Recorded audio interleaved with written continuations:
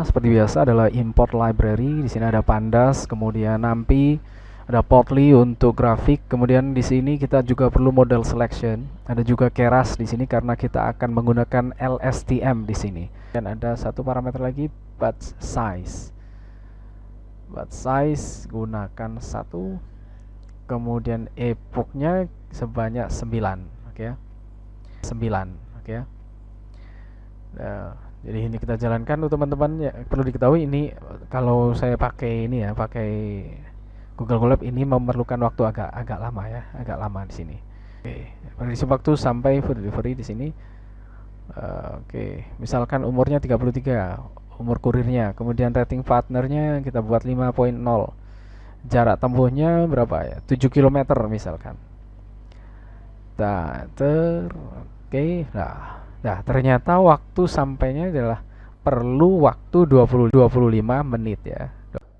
Halo, jumpa lagi dengan channel PythonTube. Kali ini kita akan membuat sebuah project data science baru, yaitu yang ke-13 kalau nggak salah. Ini tentang prediksi food delivery time. Jadi ini adalah prediksi berapa lama waktu yang diperlukan makanan yang dipesan secara online itu sampai kepada konsumen. Nah, itu kita lakukan di sini akan kita gunakan LSTM neural network ya. Jadi salah satu algoritma deep learning di sini. Oke, jadi kita mulai dari sekarang ya. Jika teman-teman mengalami kesulitan, silakan tuliskan pertanyaan di kolom komentar. Dan jangan lupa subscribe serta bunyikan lonceng agar tidak ketinggalan update tutorial terbaru dari channel PythonTube ini. Berikan like jika Anda merasa terbantu. Oke, kita mulai di yang pertama seperti biasa adalah import library. Di sini ada pandas, kemudian NumPy, ada Plotly untuk grafik. Kemudian di sini kita juga perlu model selection. Ada juga Keras di sini karena kita akan menggunakan LSTM di sini. Salah satu algoritma neural network ya. Jadi deep learning di sini kita buat LSTM. Jadi nanti prediksinya menggunakan LSTM ya. Nah, ini yang cara paling cepat adalah menggunakan URL. Di sini nanti akan saya sediakan datasetnya di sini. Oke, kemudian data pd.read CSV sama seperti biasa, cuma kita gunakan URL di sini. Kita coba preview data dengan menggunakan perintah.sample 5. Ini secara acak ya. Jadi kalau setiap di generate itu pasti akan keluar yang berbeda-beda. Tapi maksudnya isinya beda. Oke ya, jadi itu. Nah, setelah ini kita lebih enaknya kita pakai data.info supaya lebih jelas lagi apa yang ada di dalamnya. Jadi ada berapa itu? Ada berapa fitur? Ada 11 ya, termasuk ID. Oke, 11 fiturnya. Oke, ada 11 fitur atau 11 kolom. Kemudian kita pastikan data tidak ada yang kosong. Data.isNull.sum. Oke, kita lihat apakah ada null data. Ternyata tidak ada, semuanya terisi ya. Jadi sudah clean data ini. Nah, ini kita gunakan Haversine formula. Ini tidak saya ketik ya, nanti akan saya copy saja. Haversine formula ini sangat berguna untuk mengetahui jarak geografi ya. Jadi jarak di bumi. Kita gunakan ini, kita copy saja. Nanti saya sediakan di deskripsi ya. Oke ya. Oke, kita jalankan. Oke. Ya, jadi inilah kita buat data distance ya. Jadi data dalam kolom, kita buat kolom baru yang namanya distance atau jarak di sini. Jarak antara restoran kemudian dengan delivery location ya. Jadi berdasarkan latitude longitude di sini ya. Data distance kita coba ya, karena data sudah ada, kita coba preview head data distance.head. Nah, ternyata sudah tercipta distance ya. Jadi sudah ada kolom distance di dataset kita. Kita buat figure di sini. Nah, ini mulai berguna px.scatter data. Data frame adalah data. Kemudian X-nya adalah ini tergantung ya. Jadi apa yang akan kita analisa. Kalau di sini X saya buat distance atau jarak yang tadi kita sudah buat. Kemudian Y di sini time taken. Kita pilih yang minimal. yang paling minimal di sini ya. Kemudian size kita ikut saja time taken. Time taken ikut yang minimal. Oke. Time taken minimal. Ada yang salah di sini. Jadi T-nya besar ya. Kapital. Oke. Setelah size kita trendline kita pakai apa namanya? Biasanya tuh OLS ya. Oke. Oke, kemudian title di sini yang kita gunakan adalah apa namanya, hubungan antara jarak dengan time taken, itu waktu apa ya, waktu yang diperlukan itu ya, atau waktu tiba, antara waktu tiba dan jarak. Oke, jangan lupa figure.show di sini. Agak lama ya prosesnya. Oke, ini sudah mulai akan keluar hubungan jarak dengan waktu tempuh. Ternyata linear seperti bukan linear apa? Rata-rata waktu tempuh yang diperlukan adalah antara 20 sampai 30 menit ya. Dengan jarak tempuh yang berbeda-beda. Ya. Jadi ini kita copy saja, kita buat nanti kita analisa lagi hubungan antara ini ya, antara waktu juga, waktu tempuh dengan umur ya, umur partner pengiriman atau umur apa namanya, umur kurir ya, umur kurir. Nah, sini size nya kita ikut oke ya. Kemudian color kita ikut distance, kita tambahkan parameter lagi color, kita distance karena jarak tempuhnya kan beda-beda. Nah, ini kita apa, hubungan antara usia partner atau usia kurir ya, partner delivery. Oke, kita jalankan, masih proses. Oke, sudah akan keluar ini. Mana ini lah? Oke, kalau kita lihat ternyata usia ini mempengaruhi ya, mempengaruhi. Nah, semakin usianya apa, tua usianya akan semakin lama waktu tibanya, jadi berpengaruh. Oke. Dan kita paste lagi di sini, kita pastikan lagi hubungan antara waktu tiba dengan rating ya, rating partner atau rating kurir. Oh ya, ini bukan jarak ya, ini adalah waktu tiba ya. Waktu yang atas tadi juga salah ya, waktu tiba ya, masalah. Oke, waktu oke, atau waktu tiba itu. Ini X nya kita ganti menjadi delivery person rating. Oke, delivery person ratings. Jadi ini nama kolomnya ya yang di situ.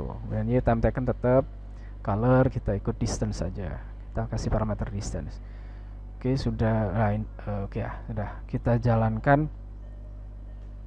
Oke, kita jalankan di sini. Masih proses. Oke, sudah mau keluar ini. Kita lihat bagaimana. Ternyata rating juga sangat berpengaruh. Jadi semakin kecil ratingnya, semakin banyak waktu yang diperlukan. Dan semakin banyak ratingnya, ternyata waktu yang diperlukan untuk sampai ke tempat tujuan itu semakin pendek ya, semakin singkat. Itu tadi ada 3 ya, distance, kemudian edge, rating. Lah, yang ini kita coba apakah kendaraan ya di sini nanti. Kita pakai box di sini. Apakah jenis kendaraan itu berpengaruh terhadap waktu tempuh ya. Oke. X-nya kita ganti type of vehicle. Ini nama kolomnya type of vehicle ya. Kemudian ya tetap time taken. Ini kenapa saya hapus tadi ya? Harusnya ini tetap size ya. Oh, color ya, color. Color type of order. Oke. Jadi hubungan antara tipe kendaraan dan tipe order ya. Kok tipe order sih, harusnya time taker ya ini ya, ada yang salah ini. Oke, time taken di sini, bukan tipe order. Oke, ternyata dengan motorcycle atau apa tidak terlalu berpengaruh ya. Berarti ini tidak bisa kita buat sebagai acuan untuk input nanti. Kita mulai splitting data di sini. Oke, X. Jadi ada 3 data tadi. Dari distance, kemudian umur, sama rating ya. Itu yang akan kita buat jadi independent variable atau parameternya ya. Oke, delivery person age, kemudian delivery person rating.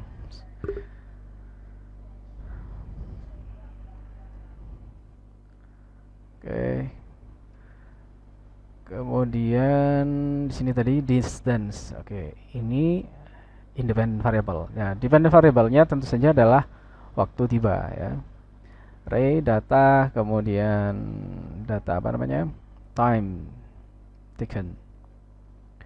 Ya, waktu sampai itu loh. Waktu sampai itu perlu berapa menit gitu ya. Oke. X-train, kemudian X-test, Y-train, Y-test, kemudian train ya. Kemudian fungsi, kita panggil fungsi train, test, split. Oke, parameternya adalah X, Y, kemudian test size kita buat 0.2 atau 20% test size. Kemudian random state ini terpulang ya, terserah. Kita buat 33. Oke. Kita jalankan. Oke, sudah bisa. Sudah terpisah ya antara training data dan testing data. Karena kita buat model di sini sequential, kita panggil fungsi sequential model.add, kemudian lstm di sini. Oke. Kita pakai parameter 128. Ini kenapa pakai parameter 128 nanti akan dijelaskan di deskripsi ya. Ini karena waktunya cukup singkat ini saya buat video yang singkat supaya mudah dipahami. Tapi untuk pemahaman yang lebih itu nanti ada di kolom deskripsi. Oke, input shape ini X-train, kemudiannya 1 ya. Nah, ini nanti ada di penjelasan di deskripsi. Nah, saja kita buat ini dulu. Model.add lagi, kemudian lstm lagi, tadi 128 sekarang 64. Dengan region sequence kita buat false. Region sequences. Oke, kita buat false di sini. Dan model.add dance. Jadi kita tadi kan sudah panggil ya di library itu, kita panggil dance. Dan LCM dance-nya 25. Kemudian model add dance sini 1. Model.summary di sini akan tampil summary-nya. Kita jalankan di sini. Oke, mulai proses sequential di sini ya. Layer, output shape, kemudian parameternya di sini. Total parameter. Dia akan dijelaskan di deskripsi. Saya akan di sini membantu cara coding ya. Kemudian kita mulai training model di sini. Oke, model.compile. Nah, ini compile optimizer menggunakan parameter Adam. Oke. Parameter Adam. Kemudian loss-nya kita mean square error ya. Jadi nilai errornya kita gunakan mean square error. Oke. Kemudian model.fit, kita mulai fitting model di sini. X-train dan Y-train. Oke, kemudian ada satu parameter lagi, batch size.